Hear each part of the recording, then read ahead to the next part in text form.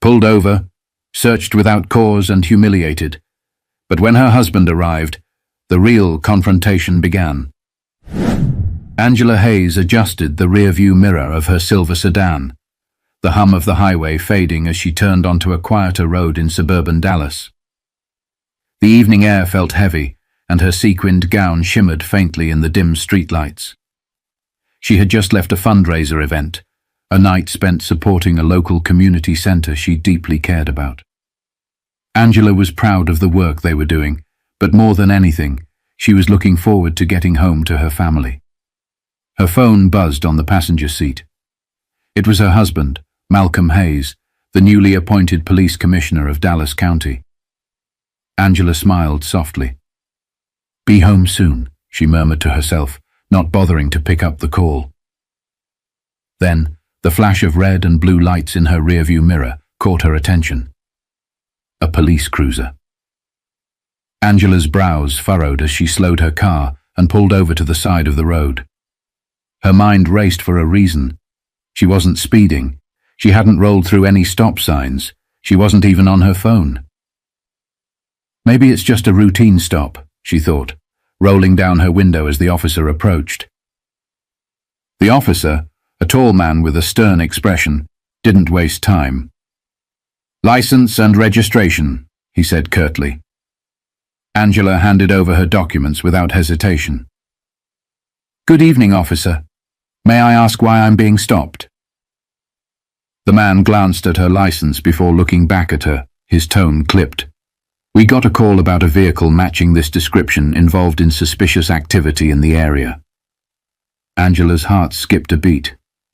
"Suspicious activity," she repeated, her voice steady despite the unease creeping in. "Step out of the car, ma'am," the officer said, ignoring her question. Angela hesitated. "Excuse me? I'm not sure I understand."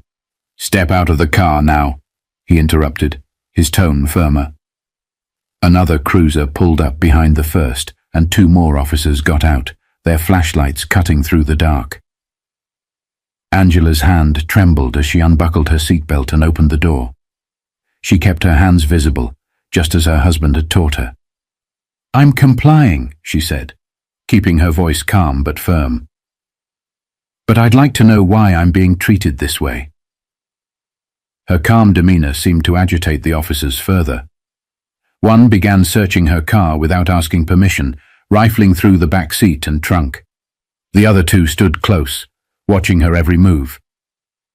Angela's heart pounded. This wasn't right. She had nothing to hide, but the way they treated her, like she was guilty of something, was humiliating. But Angela wasn't the kind of woman to cower. "I'd like to call my husband," she said, her voice cutting through the tension. One officer scoffed. "You can do that after we're done here." Angela's jaw tightened, but she said nothing. She didn't want to escalate the situation. Instead, she silently prayed that someone would intervene, that this would end before it spiraled further. But little did she know, the situation was about to take a turn that no one could have predicted. Angela stood by her car, the cool night air brushing against her arms as she watched the officers rummage through her belongings. Her perfectly organized trunk, filled with boxes of brochures and event materials from the fundraiser, was being treated like a crime scene. They pulled out items, inspecting them as if they might uncover something sinister. One officer held up a stack of pamphlets. "What's all this for?" Angela's voice remained calm but firm. "I just left a fundraiser. Those are brochures for the community center we're supporting." He stared at her, his expression unreadable, before tossing the stack back into the trunk without a word. The second officer, a younger man with a nervous energy, approached her. "Ma'am, are there any weapons, drugs, or anything illegal in this vehicle?" "No, officer," Angela replied, her patience wearing thin. "I told you I've done nothing wrong. I'd appreciate if you could explain why I'm being treated this way." Her composure only seemed to irritate them more. "We're just doing our job," the older officer barked, slamming the trunk shut. Angela glanced at her phone, which was still on the passenger seat, buzzing again with an incoming call from Malcolm. "May I retrieve my phone to call my husband now?" she asked. The officers exchanged glances. "No sudden movements," one of them said, as if she were a threat. Angela fought the urge to roll her eyes but complied, carefully reaching into the car to grab her phone. The officers seemed almost disappointed when nothing about her behavior justified their suspicions. But they weren't done yet. "We're running your plates and license," one said, stepping away. Angela crossed her arms, watching as the second cruiser's spotlight illuminated her car. The scrutiny, the assumptions, the complete disregard for her dignity, it was infuriating. But she kept her cool, knowing that any sign of frustration could be twisted into a reason to escalate further. She dialed Malcolm's number with steady fingers. He picked up almost immediately. "Angela, are you okay? I've been calling—" She cut him off. "Malcolm, I'm pulled over by the police, and they're searching my car without cause. I need you here, now." Malcolm's tone shifted instantly, his voice filled with both concern and authority. "Where are you? I'm coming." Angela gave him her location, her voice faltering just slightly as the weight of the situation settled in. "Please hurry." As she ended the call, she noticed the officers watching her closely, their postures stiffening. They didn't know who she had called, but something about her confidence seemed to unnerve them. Minutes passed, each one feeling longer than the last. Angela remained silent, standing tall despite the humiliation. She noticed a few cars slowing down as they drove by, their occupants rubbernecking to see what was happening.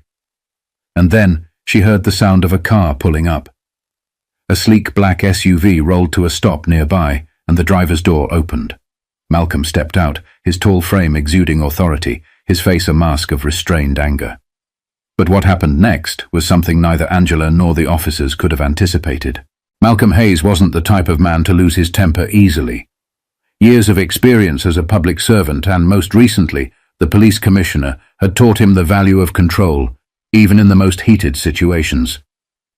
But tonight, seeing his wife standing on the side of the road, surrounded by officers with a look of defiance masking her unease, something inside him burned.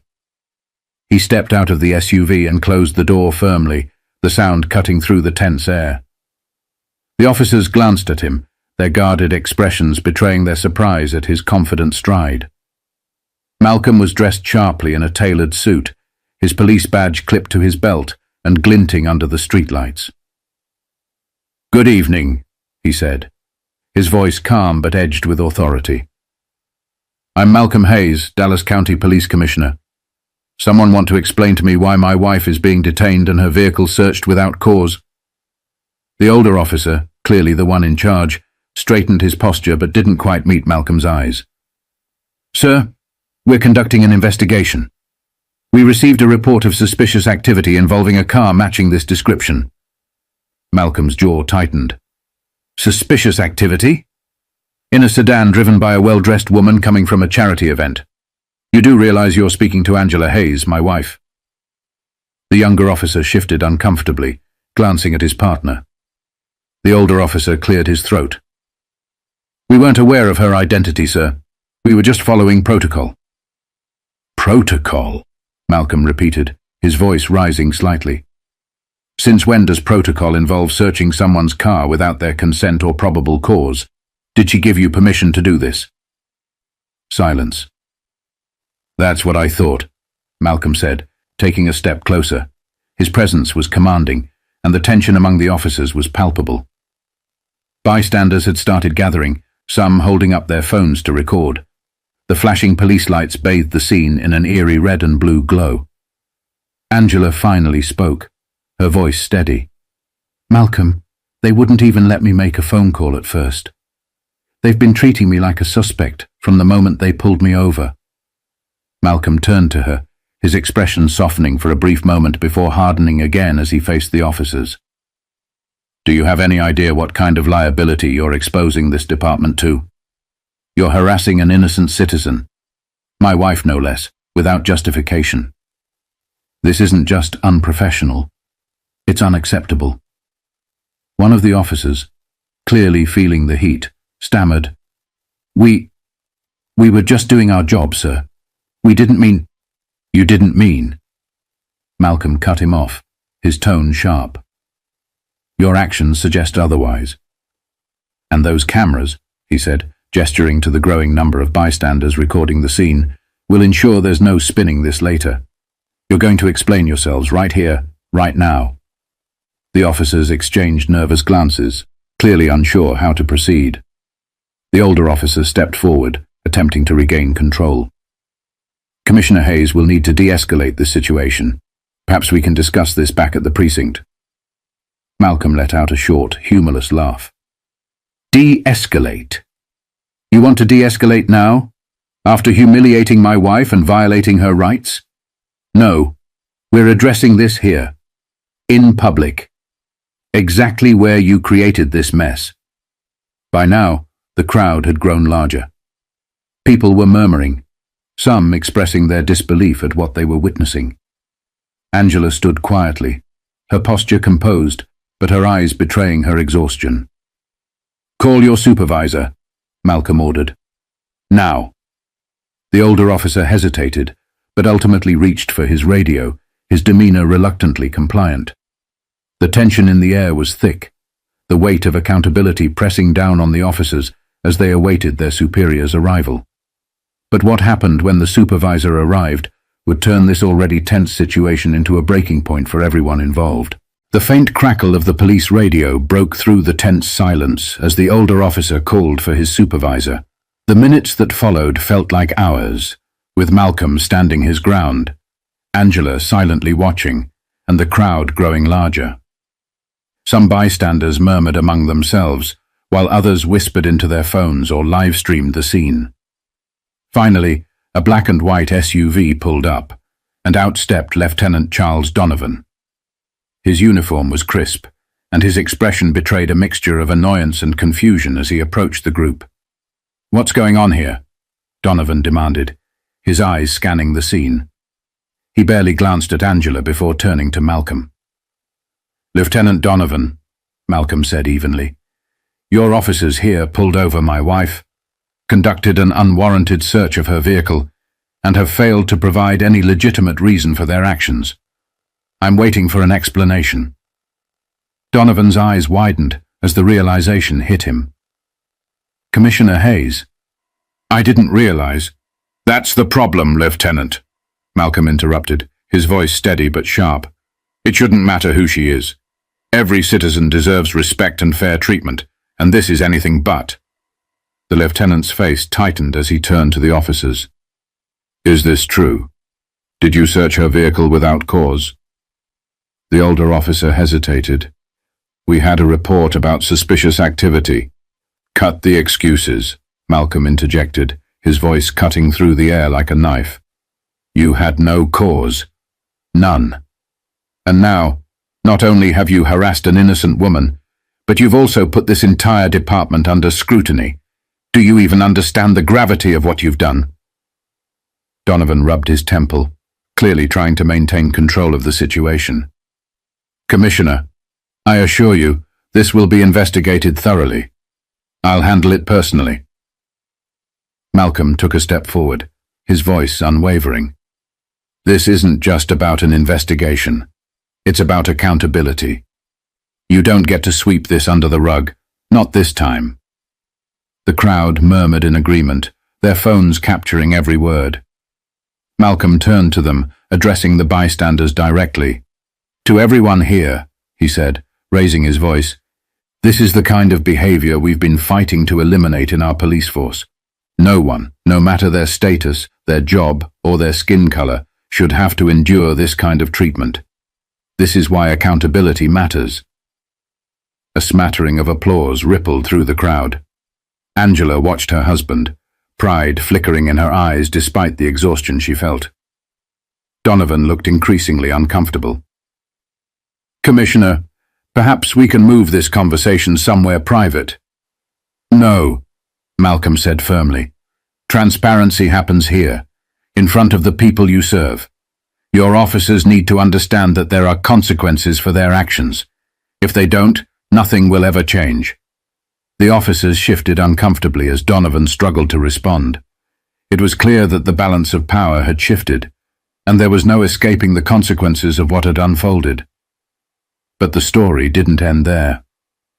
The fallout from that night would spark a chain of events that no one, especially the officers involved, could have anticipated. The fallout from that night was swift and unrelenting.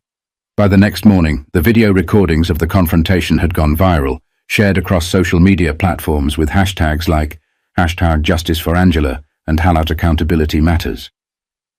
News outlets picked up the story, airing the footage alongside headlines questioning the integrity of the Dallas County Police Department. Angela and Malcolm sat side by side at their dining table, the morning light streaming through the windows. Angela, still tired from the night before, sipped her coffee while Malcolm scrolled through his phone, reading articles and comments. "They're calling it the Hayes incident," Malcolm said, his tone heavy. "I knew it would get attention, but it's bigger than I expected." Angela set her cup down and looked at him. "It's not about us, Malcolm. It's about what this represents. How many people go through this every day and don't have the platform we do? They deserve justice too." Malcolm nodded, his expression somber. "I've spent my entire career trying to root out this kind of behavior, and now it's clear there's so much more to do." Later that day, an emergency press conference was held. Malcolm stood at the podium, flanked by Angela and other members of the department's leadership team. His voice was calm but resolute as he addressed the crowd of reporters and community members. "What happened last night was unacceptable," he began. "The actions of those officers were not just a violation of policy but a betrayal of the trust that this community places in its police force. I want to be clear. This is not who we are, and this is not who we will be." He paused, letting his words sink in. "There will be a full and transparent investigation into the incident. The officers involved have been placed on administrative leave, effective immediately. But this isn't just about disciplinary action. It's about systemic change. We need to ask ourselves why incidents like this continue to happen and what we, as leaders and as a society, are going to do about it." The crowd erupted in applause, but Malcolm's face remained serious. He turned to Angela, who stepped forward to share her experience. "When I was pulled over last night," Angela began, her voice steady, "I felt powerless. I did everything right, followed every instruction, but it didn't matter. I wasn't seen as a person. I was seen as a problem to be dealt with. And I know I'm not alone in feeling that way." She took a deep breath before continuing. "But I also know that change is possible. It starts with accountability, with people speaking out, and with leaders like my husband who are willing to challenge the system from within. We have to do better, for everyone." In the days that followed, the department launched new training initiatives focused on de-escalation and implicit bias. A citizens' advisory board was formed to ensure transparency and accountability. Malcolm personally reached out to community leaders, promising to rebuild trust and make the changes that were long overdue. The officers involved in the incident faced disciplinary action, and one chose to resign. Their actions were a stark reminder of how deep systemic issues ran, but also how necessary it was to confront them head-on. As for Angela, she became an advocate for justice, using her platform to amplify the voices of those who couldn't speak for themselves. She often told her story, not out of anger, but out of hope. "It's not just about what happened to me," she'd say. "It's about what we do to make sure it doesn't happen to anyone else." In the end, the Hayes family turned a moment of injustice into a catalyst for change. It wasn't easy, and the road ahead was long, but they faced it together, with courage, conviction, and an unwavering belief that a better world was possible. And that's the lesson we all need to take away. Real change starts with accountability and the courage to stand up for what's right, even when it's uncomfortable. So ask yourself, what can you do to make a difference? Start today.